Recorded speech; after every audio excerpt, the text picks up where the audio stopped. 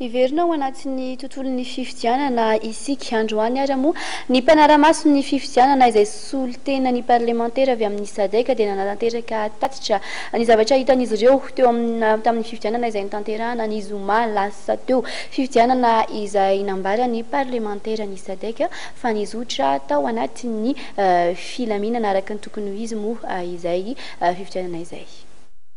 Tao anatin'ny fitomina sy ny filaminana no zoran'ny fifidianana filoham-pirenena fihojiana faharoa sy ny fifidianana solombavam-bahoaka araka ny tatitra ny entin'ny parlementaire ny sadek zotra araka ny tokony ho izy ny fifidianana hoy izy ireo na dia nisy aza ny indro kely samihafa sy karitra. Birao-pandasaham-bato telo amby 50 ao anatin'ny faritra fito eto amin'ny nosy no nandehanana ny mpanara-maso ny fifidianana avy amin'ny forum parlementaire avy amin'ny sadek. Entina hanatsarana ny zotra-pifidianana eto amintsika dia nandroso sosokevitra maromaro ny parlementaire avy amin'ny sadek ny fametrahana lalàna mikasika ny fampidirana amin'ny toy ny mpifidy ao anatin'ny lisy-pifidianana. Heverin'izy ireo ihany koa fa tokony ho tonga mialohan'ny ampelatana mpifidy ny kara-pifidianana. Miantso ny tokony ampidirana ao anatin'ny lalàna malagasy ny fanomezan-danja ny toeran'ny vehivavy amin'ny politika amin'ny parlementaire ny sadek. Mitaky ny fanafainganana amin'ny famoahana ny voka-pifidianana ireto parlementaire ireto.